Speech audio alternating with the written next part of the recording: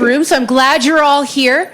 My name is Laura Stevens. I'm one of the current Biotech fellows here at Yale Ventures, and it is my honor to start our reverse pitch session. So throughout the course of these 2 days, we've heard from many of our founders and heard lots of really cool science. Now we're going to turn the tables, and we're going to put our investors in the hot seat.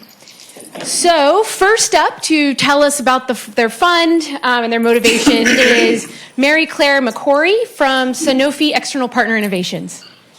Oh, and I will remind you there's 5 minutes for each presentation, no Q&A. So if you have questions, and I'm sure you all will, please go find our investors in some of the breakout sessions afterwards. Hello. Does this work? Oh, turn on. Turn on. Okay. All right. How about that? All right. Thank you. Hello, everyone. My name is Mary Claire McCory. I'm a part of the external innovation team that's within our R&D unit. So a bit of a black sheep today. I'm actually not a VC, but we work in early stage partnerships. So I'm excited to tell you a little bit more today about Sanofi, who we are, what we're working on, and our ways of partnering. Oh, okay. That did not work. There's always a few technical glitches every time you go to a new room. We were downstairs all morning, and now we're up here. So thank you for your patience. Can I hit this again, or will it? Yeah, you should be. Nowhere.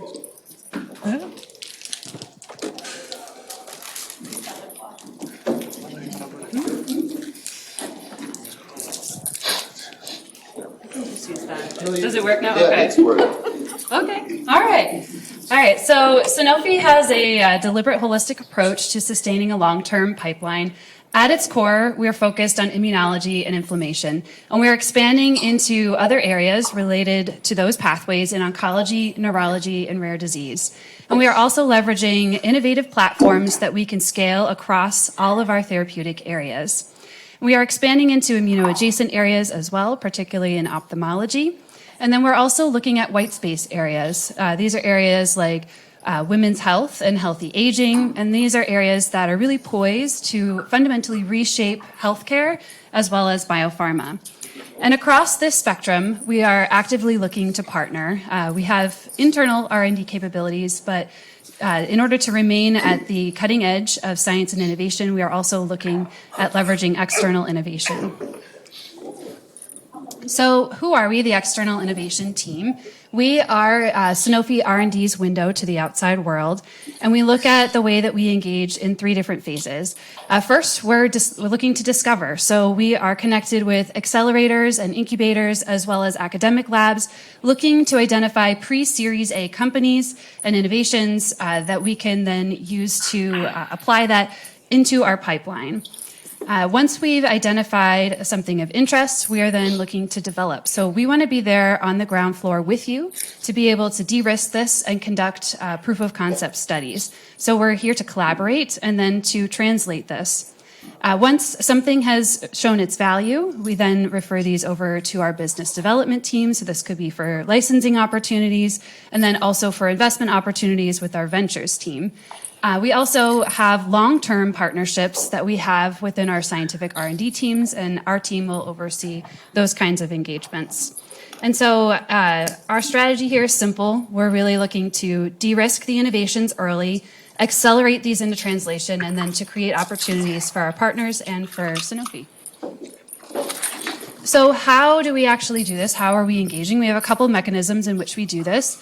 The first is that we have external innovation awards. These are grant opportunities. So we provide funding opportunities here, and these are all templated agreements. So they're really fast ways to actually start to engage and to collaborate and to work with our internal scientists. We're also engaging with our local startup ecosystems. So we are sponsoring a golden ticket at Lab Central in Cambridge, as well as golden tickets at biolabs that are based in Europe. And so this will support tenancy for 1 year for a company. And it will also pair them with our Sanofi team to access resources and expertise. We also have a number of co-location programs. So we're through the CIFR program, we have industry sponsored PhDs. And then we also have the Open Innovation Lab. This is where we're looking to actually bring scientists into our labs and collaborate side by side so that you're really innovating together in the same space. We also have a number of strategic partnerships. This is when we've identified an area that we are mutually interested in, and there are kind of a core group of PIs. We put in place these multi-framework agreements where we can award projects year over year up to a certain funding level. So a little bit more about our external innovation awards. We've been running these since 2015. And we've been focusing primarily on North America, Europe, and China for these award programs. So the iAwards program, this is focused on new biology, drug targets, and target enabling platforms. This is really to actually strengthen our research pipeline and the therapeutics that are going into that pipeline. We also have the Biotech program, and this is focused on cutting-edge AI, science and technology platforms, and this is to support our existing pipeline. These two award programs fund up to $150K for a year. The notable difference being that startups are only eligible for Biotech, whereas both are open to universities and clinical research centers. We also have the iNext program, and this is to sponsor moonshot innovations, particularly in immunology. These are more ambitious, so thinking more leapfrog rather than proof of concept. And this is for up to a year and a half, but a higher funding level with $500,000 available there. So that is also available to both startups and to academics. So if any of this was interesting to you today, I'd love to hear what you're working on, and please come talk to me. Great. Thank you so much, and right on time. All right. So next up, we have Annie Mitzak from Cure VC.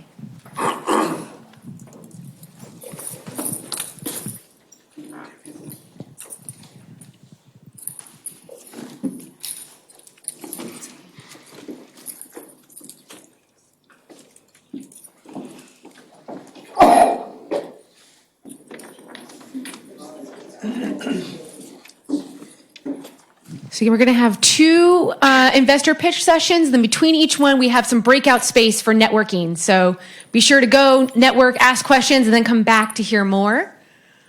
And the federal funding in between as well. Federal funding, non-dilutive in between the two. Oh, yeah. And there will be some federal funding, non-dilutive funding pitches as well. So lots of funding opportunities we're going to talk about today.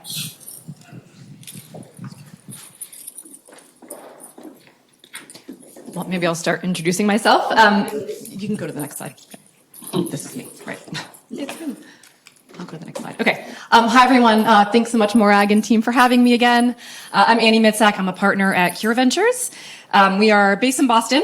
We're a relatively new fund, so investing out of Cure Ventures Fund 1. We closed that in the spring of 2023 with $350 million. We do all therapeutics investing and focus primarily on seed stage and company creation efforts. We also will do opportunistic investments in Series A plus, I call them, opportunities. And we currently have 12 active investments. We are overall driven by unmet needs. So we are agnostic to therapeutic area, agnostic to modality. Our current investments cover oncology, I&I, neuro, rare disease, but we also look at things that are sort of off the beaten path and not within any of kind of the major buckets. Like I mentioned, agnostic to modality, so we span everywhere from traditional small molecules and antibodies to more novel biologics and even one cell therapy in the portfolio currently.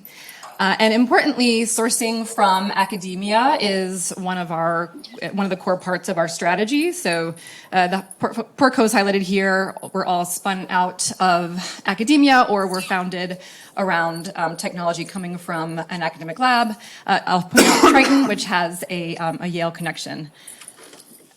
So when Cure was founded, when the three managing partners were coming together, they had all done company creation in prior lives at past firms.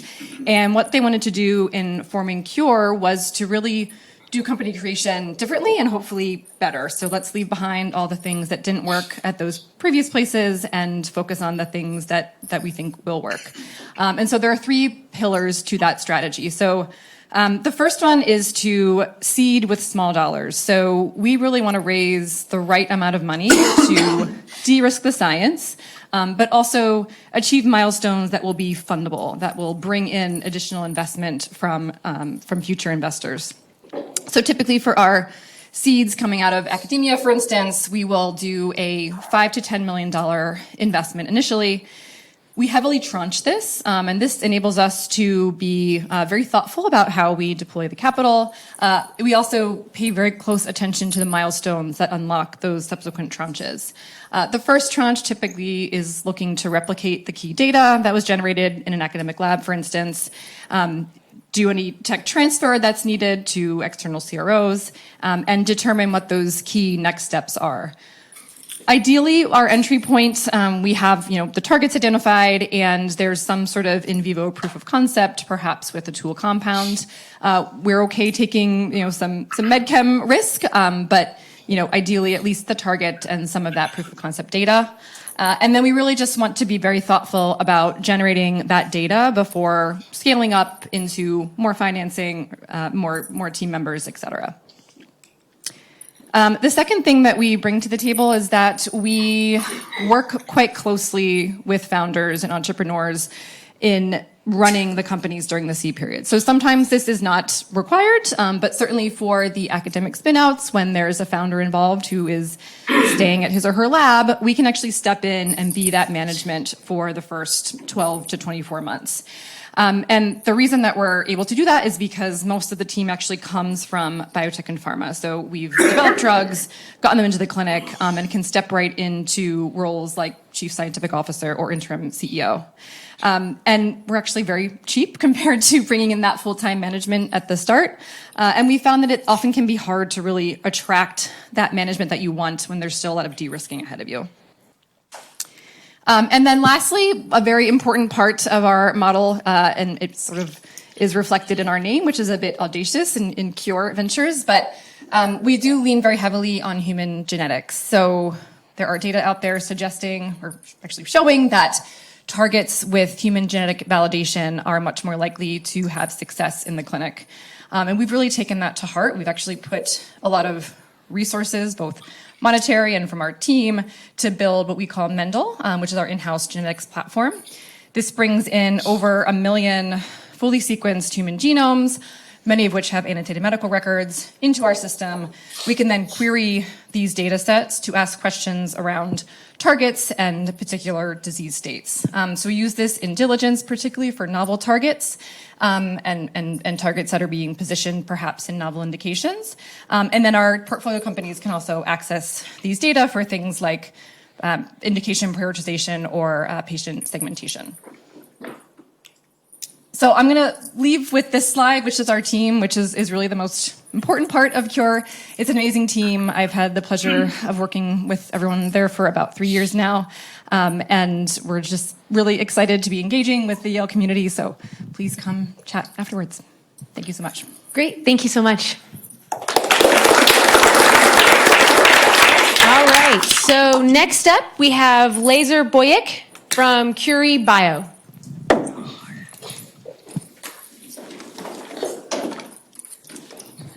Thank you. And while I wish that my name were Laser, because then I could go pew, pew, pew, it is not. It's actually Lazar. And I'm the head of Investor Network at a place called Curie Bio, which is a really special place. We're both drug discovery co-pilots and operators and also capital partners. And I'll describe to you what that means over the next 5 slides or so.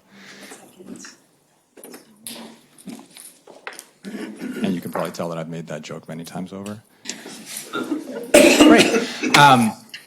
When I think about innovation, I always think about startups, of course, which then makes me think about the Silicon Valley lore of Facebook and Instagram and Uber, and the fact that all of those companies were started by a couple of people in a garage with a dog and a couple of laptops, and that was the next great unicorn.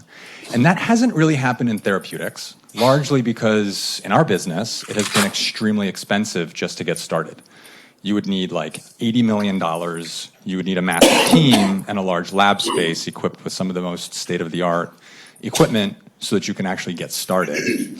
And Curie was founded on the principle that you don't need any of those things in order to start the next successful therapeutics company, what you really need are a series of battle-tested operators across multiple disparate areas of expertise to help you make critical decisions at those critical moments in time. And you need those people across target selection and validation, screening strategies, experimental design, fundraising, business operations, and everything in between. And again, it's the access to those people at the right time that is the most critical thing. What we've done in order to enable that is we've combined two businesses under one umbrella to help people with awesome therapeutics ideas get started and make more impactful drugs. So the three major precepts here are on the top left side of the slide. We have about $1 billion under management in order to invest into new ideas. We have aggregated a team of over 100 people. That number is now 120 people that are all our dedicated full-time employees that founders and folks with awesome ideas have access to. And in the last 3.5 years or so, we've invested in over 35 new seed investments, all of which are pursuing best-in-class and blockbuster target product profiles. The team is extremely experienced. We've put over 200 drugs into the clinic, and over 44 of those drugs have been approved. This is not meant to be a slide of hubris. This is actually meant to be a slide of humility. With success, especially in our industry, comes a tremendous amount of failure. And the fact that our team has put this many drugs into the clinic and has had this many approved drugs means that we have seen a ton of failure. And it means that we are better equipped to be able to help founders navigate through the gauntlet of drug discovery to try to make the drug discovery process more successful. So access to the team is extremely important. We get the question a lot of, well, where do the experiments happen? And to answer that question, we have aggregated the global CRO ecosystem into a central shared contracting unit in a group that we call the external R&D team. We have vetted, this slide's a little outdated, almost 1,000 CROs around the world. We've gotten over 400 of them under NDA and close to 150 of them under MSA. And what that means is, for anybody that's gone through the pain of contracting, you don't need to go through the 3 to 6 month process to get one contract in place. We've aggregated all those contracts under one roof that we can then assign to our portfolio companies so that they can get started on work on their experimental plans on day one. It's an extremely powerful tool that I can't undersell.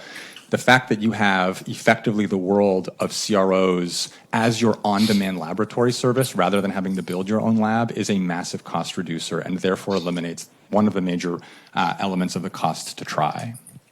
One of the things that we get asked pretty often is, well, you guys are doing these like seed checks. I've been mentioned that we do $10 to $15 million checks, which means that you're probably focused on single assets, right? And the answer to that question is actually no. About half of those 35 plus investments that we have made are all actually in platform technologies that are ready to be used in drug discovery. So what I like to do is break down our investment scope into unique biological insights and technological breakthroughs that can be utilized across multiple different targets. And I've listed some of the examples here. And then the founder archetypes that we work with are plentiful. We work with folks that have industry experience, that have left pharma or have left biotech and have had a new, unique therapeutic idea that they'd like to flourish. We invest in existing biotechs, and we also invest in focused spinouts. And so this is basically your McKinsey 3x2 matrix of the types of things that we like to get involved with. One very concrete example, Forward Therapeutics has made small molecule inhibitors of TNF-alpha, and they're currently in the clinic and progressing. And so if you have an interesting therapeutic idea, we would love to hear it, and I'll be at one of the networking sessions where you can learn more. Great, thank you so much. All right, so next to pitch is Federica Frati from Encode.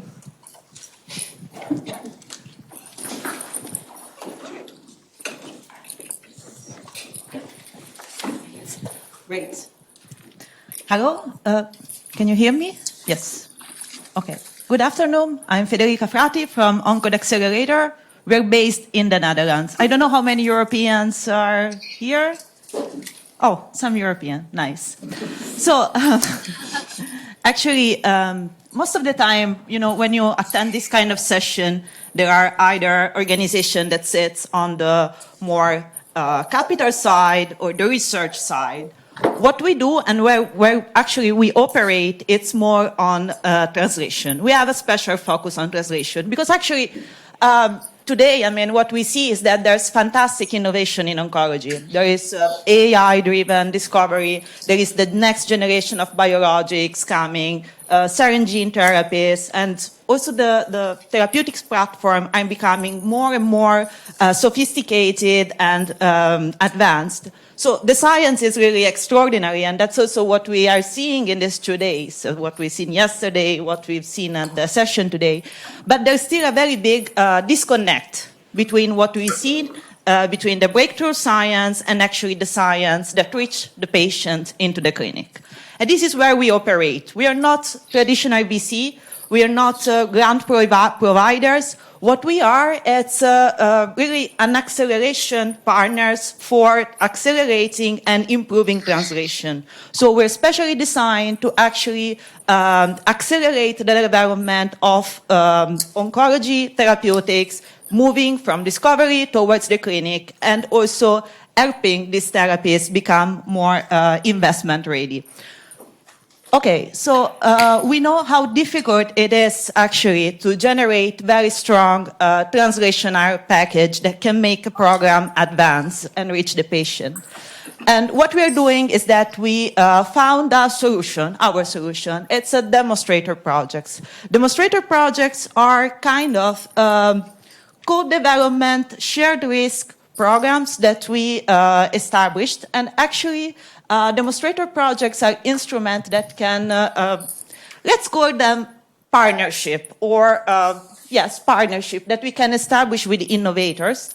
And we work across 4 different modalities: cell and gene therapy, therapeutic vaccine, small molecules, and biologics. What makes demonstrator project interesting is not just the modalities alone, but it's really the integration with the platform that we have. So artificial intelligence and data science capabilities, patient-derived organoids, patient material, and patient data across different indications in oncology. So this is not just advancing different capabilities, different platform, but it's really the integration within the therapeutic program itself. So what we are doing is that actually we are offering to innovators the possibility to collaborate with us and having access to a network of partners that we established in the Netherlands. And we have a network of more than 35 partners with different capabilities. So what we do is that we provide a maximum of 1.5 million per project. Obviously, the innovator but has access to money and retain all the rights or the IP on the project. We offer collaboration with our executing partners that can execute part of the work. So we de-risk the development with the platform that we are establishing, and we provide access to an ecosystem in the Netherlands of 35 partners that are university medical centers, CRO, and CDMO, all based in the Netherlands. So at the end, what we want to generate, it's really better data, so stronger evidence that can lead to better decision, and at the end can increase the investability of the program. So our ambition is really to have a faster validation, a stronger proof of concept, better first-in-human readiness, and increase investability for the program that we support. So we are targeting biotech companies, spin-off, PI, in principle everyone who's advancing an oncology therapeutic program, and everybody can apply to our program. It's very important. We are a Dutch fund, but we are not. We don't require companies to move to the Netherlands or to establish any Dutch subsidiary. We already supported U.S. companies and U.S. PIs that were around also yesterday. I don't see them anymore, but they can confirm. So there's no string attached to this. And we are really trying to de-risk and increase the predictability in the preclinical development of oncology. So if you're advancing a new biologic, a small molecule programs, a cell and gene therapy, or a therapeutic vaccine, and you're looking to have a partners when it comes to better human relevant models and a new infrastructure that we are building, we should talk. Great, thanks so much. All right, so next we have Sabria Stooks from SOSV.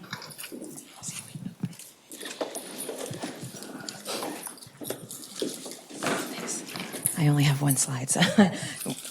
Hi, everyone. My name is Sabria. I'm a partner at SOSV. And at SOSV, we aim to be the first check in deep tech.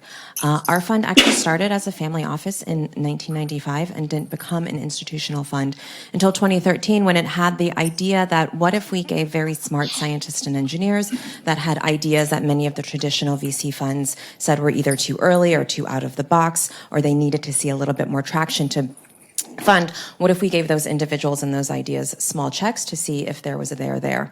And that mission still continues today.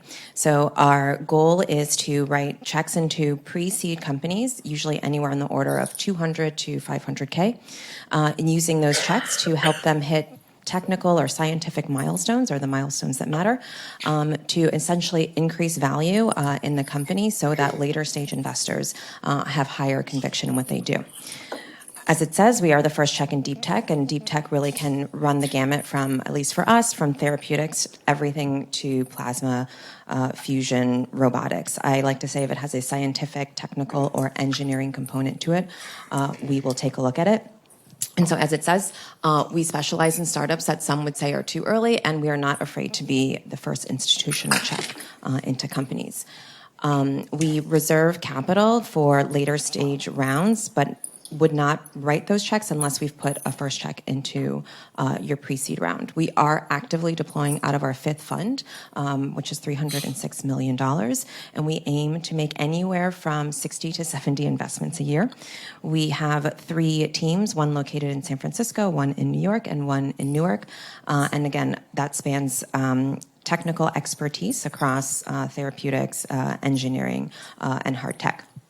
And so, just to reiterate, most pre-seed check writers can only do one small check, but we like to think of us as partners for the longevity of the company. When we write that check, we really do provide bespoke and tailored support to help the company figure out kind of what is that next challenge, whether that's a business challenge, whether that's finding the right customer, whether that's creating a stronger data package, again, to get increased conviction for those later stage investors. We are far more technical than most pre-seed check writers. Many of our GPs hold PhDs or have started their own and exited their own companies. I myself have a PhD in microbiology and immunology. And so really when we not just assess these companies, we kind of understand, what does that next key experiment look like? Kind of what does that data package look like to help increase conviction. In addition to our financial capital, we also provide labs and hardware facilities for the companies to utilize. Many of the companies, especially if you're just starting out, and maybe if you are an academic spin-out, you don't have access to maybe the core facilities or the resources that you used to have when you were a postdoc or a grad student. Part of our financial capital also comes with access to our labs, both again, in San Francisco, New York, and New Jersey. In our New York office, we have a BSL-2 lab facility. In our New York offices, we also have the capacity for manufacturing and prototyping for more of our hard tech companies, which I think many of our founders really appreciate, especially, as I've said before, many of them are in that space of needing to provide more technical and or scientific proof of concept. We are a global fund, so we don't have a mandate to only specifically invest in US-based companies. We really do want to cast a wide net. So we've done a lot of investments overseas in UK and Latin America. But really, I think the best founders and the best ideas can and should come from anywhere. Our founders are from 84 countries. Their startups are operating in about 56 countries. And like I said, one of the kind of goals for those first checks is, we kind of become partners with you. We learn a lot about your company, but we want to continue keep investing at that seed and Series A stage. So if you are a founder that has a really interesting and commercial scientific or engineering company, I would love to hear from you. Thank you. Great.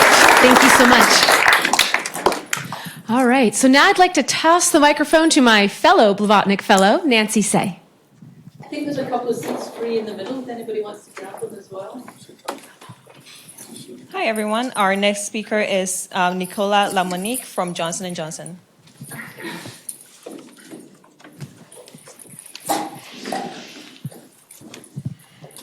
Right. Hello, everyone. My name is Nicola LaMonica. I'm part of the External Scientific Innovation Team at Johnson & Johnson. I'm located in Cambridge, Mass. And my team's mission is really to accelerate breakthrough innovation in healthcare to bring new drugs to patients. Now, we do this at a global scale, meaning that, we have similar teams located in London, San Francisco, Shanghai, and we try to cover the globe to identify promising new inventions that can lead to solutions to unmet medical needs. Now, in the next 5 minutes, I'll give you a very short and high-level description of what J&J is about, what we are interested in, how we would like to partner with innovators, and what we do in order to do that. So just to give you a sense of what J&J is, it's obviously a very large pharma, and, with about 130,000 employees, 13,000 of which are dedicated to discovery and research. Now, this is a very meaningful number simply because it leads to also significant investments, which are not limited to internal programs, but also to engaging external entities and partners, and which, can be exemplified by the $17.2 billion that we invest in R&D in 2024. Importantly, this effort in discovery and innovation is not limited just to developing new drugs, but also bringing them to the patients. And that's why we have a very complex infrastructure that is located worldwide to facilitate the distribution of these important medicines. The interest that we have in terms of what we look at and when we talk to potential partners are essentially can be divided in two different areas where we have significant scientific and commercial and manufacturing capabilities. One is in what is called Johnson & Johnson Innovative Medicine and also MedTech. For innovative medicine, you can see that we have a significant position in immunology, oncology, neuroscience, and we have deep capabilities in discovery, product development and supply, which is essentially the engine with which we develop new drugs. We also have interest in activity in data science and digital health because those are important elements, especially nowadays, to support drug discovery and development. We also have interest in integrated healthcare solutions for cardiovascular, cardiopulmonary through the MedTech approach, and also what is another area of interest for us, interventional oncology, where we're looking at trying to find new strategy for intratumoral delivery of anti-cancer agents. The main issue that we have to face, and this is historically characteristic of J&J, is that we do realize that it's impossible to come up to a meaningful solution to significant healthcare problems in a silos. We do have to interact with innovators, partners that are located anywhere. I mean, our motto is a good idea can come from anywhere, and this is something that we do pay attention to. And so our mandate is really to look for the most promising and innovators and partners with which we can develop new drugs. And now we can deploy our capabilities, our experience, the significant number of researchers to provide support to new ideas. And what is important here is that we are not looking for the finished product that we can go and sell it the next day, but rather we are very much interested in new concepts, in new approaches that we can contribute to their development because we do have expertise that can be used in this context. Now, what is important to keep in mind is that through the drug discovery journey, there are lots of different twists and turns, and inventors and biotechs can find themselves at different places throughout the journey that leads to a final drug approval. So we do not have a standardized way to interact with biotechs or inventors, but rather we try to adjust to the needs of the potential partner. In that sense, we have the possibility of dealing with early stage biotechs, inventors, and we have the right system and approaches to support their ideas and make sure that their drug, their technology can progress. And this can be characterized by early stage licensing opportunities, also incubation and acceleration. So that's where perhaps we can test the new concept, validate the molecule, and move forward from there.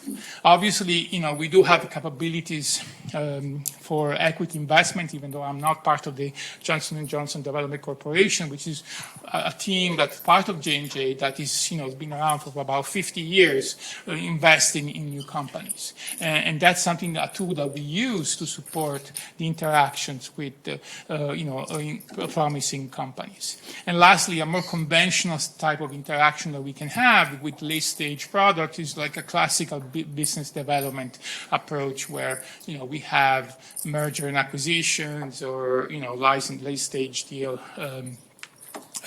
agreements. So this is just a graphic rendition of who does what within J&J. I know I do realize that sometimes it's very difficult to understand who you're supposed to talk to within such large organizations. So for once, for sure you can reach out to me, and there'll be my email address in the next slide if you have questions, and we can talk outside as well. But then usually what happens is that you get redirected to the right people within J&J, depending on your situation and your question and your need, in a sense. But in bottom line, you can see is that innovation centers, the ones that I mentioned at the beginning of this, my brief presentations, are really engaged in the early stage companies and assets, and we try to establish collaborations that really are keeping in mind that this is an early stage situation that's to progress. There are risks, but the rewards may be very high. J Labs is the infrastructure that is available either in a physical sense or either as a virtual membership to support validating new molecules, where we can help you out carry out defining experiments to determine whether the molecule that you're developing is really addressing the problem that we have to solve. JJDC, I mentioned before, is the equity investment arm of J&J. And lastly, the business development team will focus on more advanced stage programs where there is actually a possibility of acquisition as well, or late stage licensing. And so that's what I have to tell you. If you want to talk to me, I'm outside, and that's my email address. Thank you very much. Our next speaker is Sarika Tamebahat from Mission Biocapital.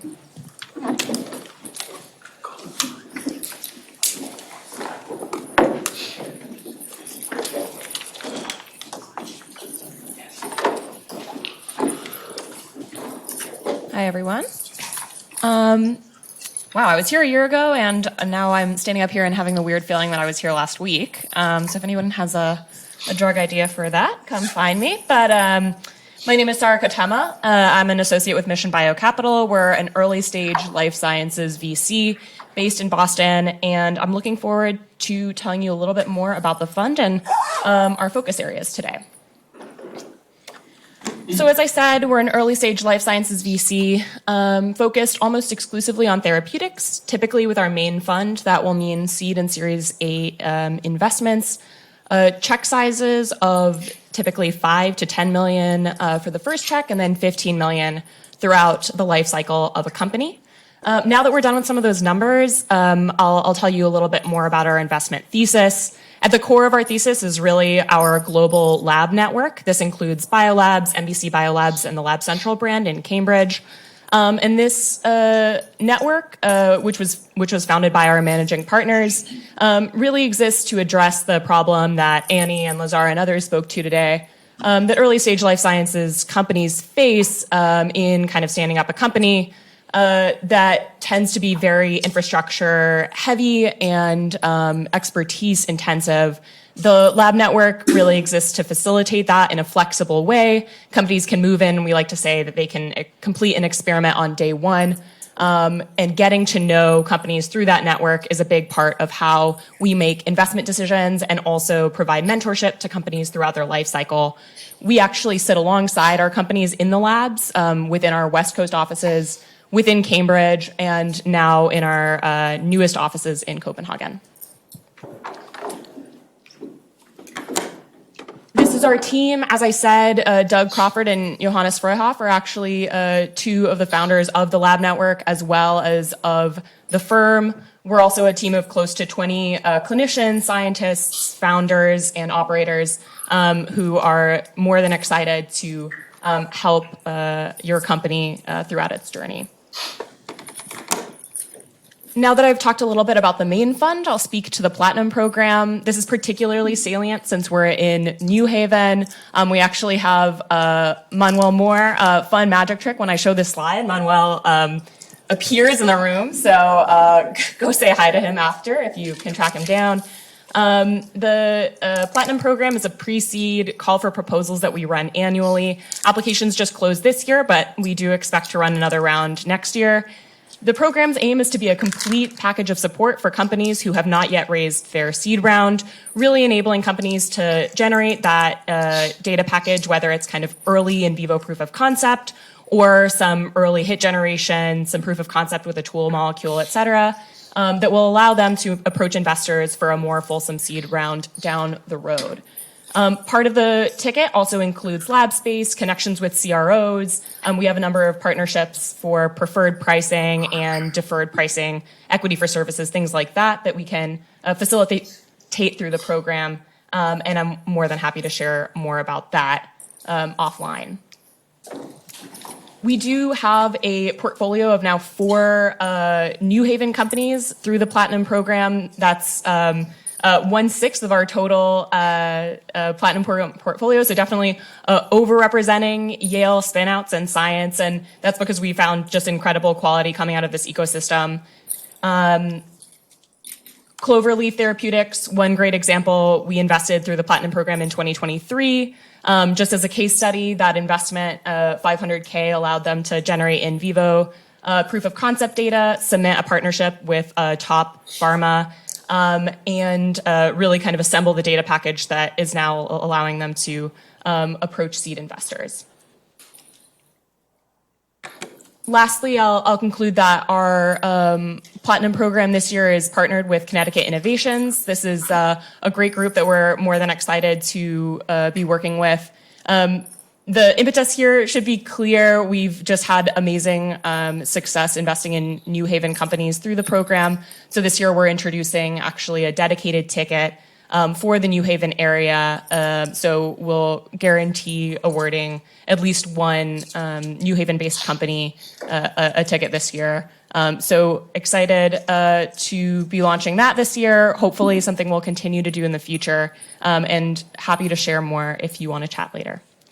Thank you. Thank you. Our next speaker is Michael Butler from Sanofi Ventures.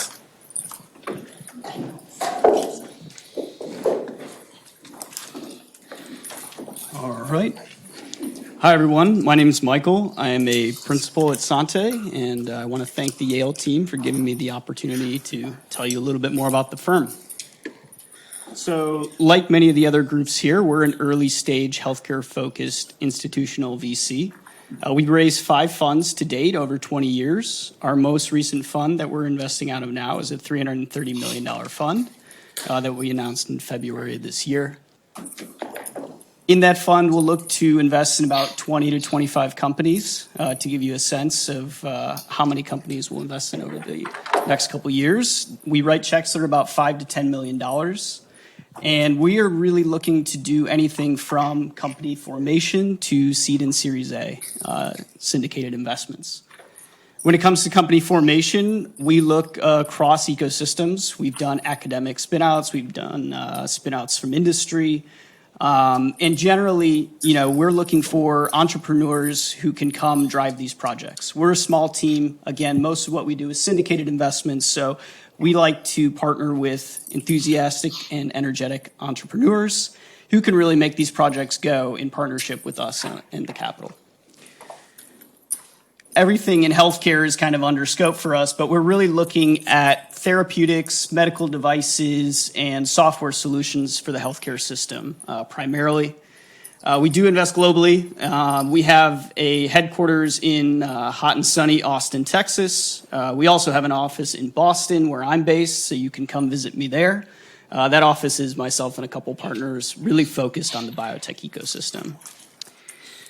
Generally, we lead or co-lead, so that's our investment strategy. What that also means is we like to be on the board. We like to be partners with the early stage companies, kind of leveraging our knowledge and network over the last 20 years to get companies to the next stage. So what makes Sante tick? Generally, we are kind of focused on one core belief from a venture fund perspective, which is venture capital does not scale. If you really want to nerd out about venture capital, we do have a white paper on our website. Essentially, what the analysis that we've done shows is the larger a venture firm gets, the harder it is to actually make good returns for our pension funds and institutional investors who actually invest in us, right? So we keep our funds modest. That also does kind of flow down to our portfolio company and our investment strategy. We firmly believe you don't need to raise $600, $700 million to actually do something meaningful in healthcare. We generally focus on solutions that are a net benefit to the healthcare system. We talk a lot about Sante, about the rising costs in healthcare and how that's a real societal issue, particularly in the US. So when we evaluate things, we're looking for things that are affordable, that are accessible, and are really meeting an unmet need. So when it comes to therapeutics, for example, those are generally more traditional modalities that are easier to manufacture, easier to administer, and can reach patients across the country. And from an investment perspective, we're always looking for things that have multiple ways to get to the market. We recognize we're a smaller, earlier player. It takes billions of dollars to bring products to market in this space. And so we want to make sure there are many different potential customers who can actually take what we are helping to create and bring it to the market in the end. When it comes to biotech, which is where I focus, that's generally what we invest in, asset-centric companies or platforms across therapeutic areas. We don't have general biases. We'll look at anything. But what I would say is, again, just to kind of make it a little bit more crystallized, we're looking for things with more traditional modalities that are really trying to solve hard biological problems. So undruggable targets, highly complex diseases, something where we know a technology that already works can be applicable, if you develop it correctly. So really happy to have this opportunity and would love to talk to anybody who wants to learn more about Sante. Thank you. Our next speaker is Tao Fang from the Merck Venture Fund.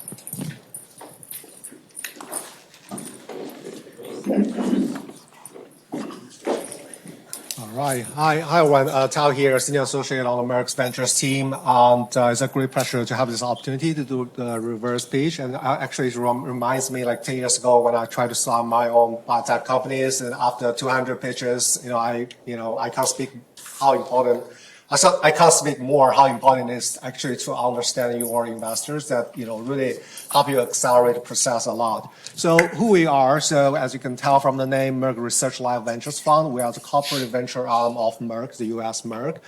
We are a small team, 4 person, including me, all based in Boston. But we are a global team, global investors. We have 30% portfolio in Europe, 50% majority actually in the US, and a few actually in Asia now.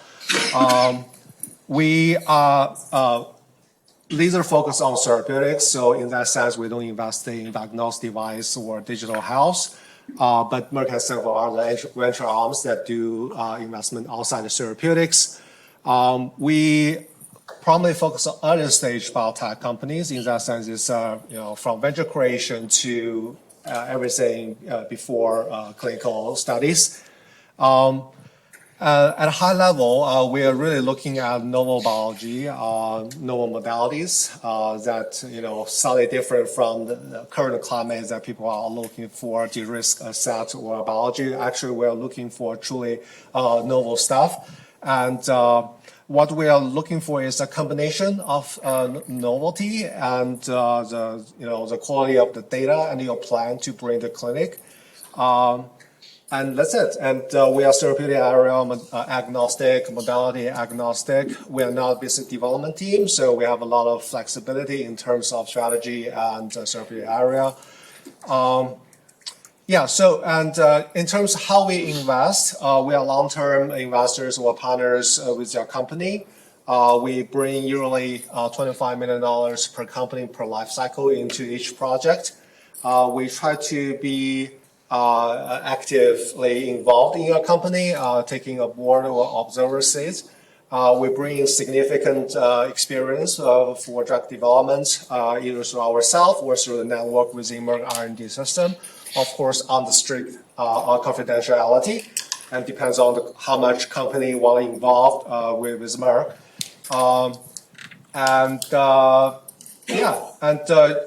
Look at the fund is relatively new. We started in 2014, and since then we have 500 million committed capitals. And throughout the portfolio, we have raised more than $6.8 billion and generated over $7 billion value in terms of acquisition. For the past 3 years, we have 3 acquisitions each year throughout our portfolio, Imago, Caraway, and iBio. We want to actually keep the momentum going. But in fact, when we first invest, we don't require any product or a collaboration, right? So we try to be founder friendly and try to work with other co-investors. So far, we have 2 drugs approved from our portfolio companies, and hopefully we have 2 more in the next 1 month. And you have my contact information. If you want to chat or send an email, feel free to do so. Thank you. Thank you. Our last speaker is Julie Wolf from 2048.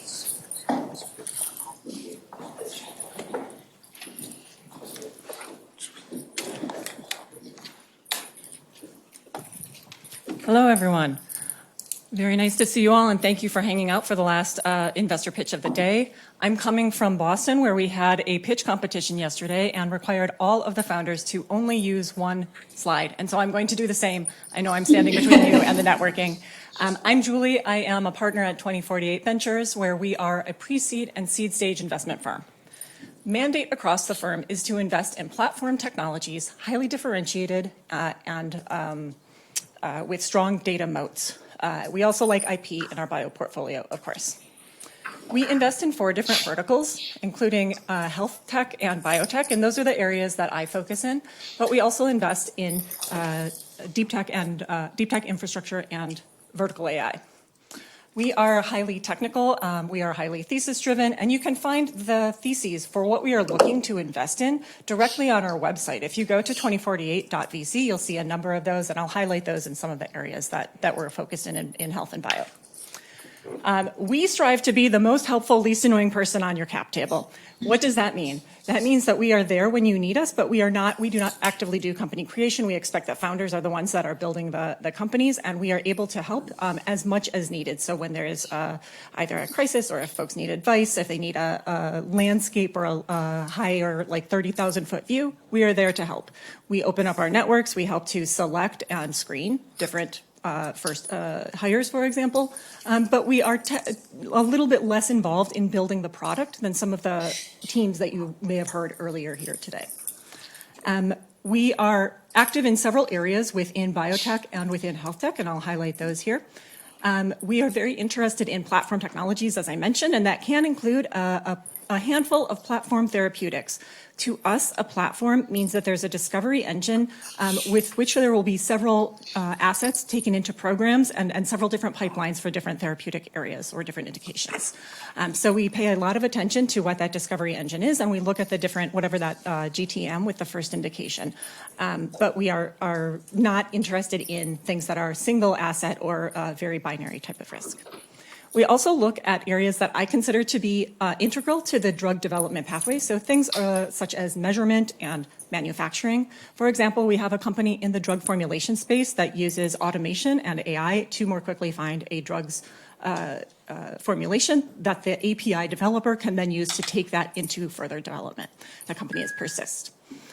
We are also interested in diagnostics as a Trojan horse for data collection, and we have several investments in that area as well in various different measurement modality and therapeutic areas.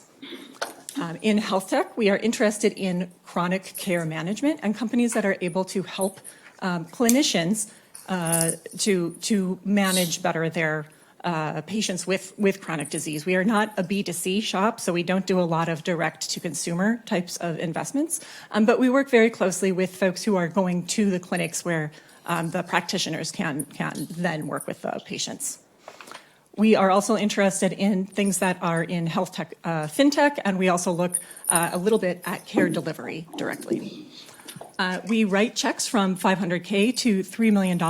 Our preference is to be the lead investor, but we can co-lead, we can syndicate, we play well with others is how I like to frame it. We invest with a high focus in, I would say, all along the East Coast. We are based in New York and in Boston. New Haven certainly falls under our purview, but we can invest across the US, and in fact, we have invested ex-US as well.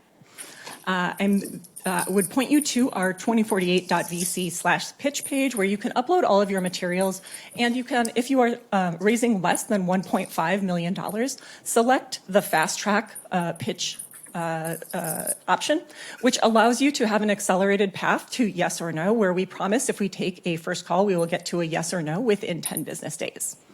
Our process is accelerated. We're a very process-oriented firm, and I'm happy to speak with anybody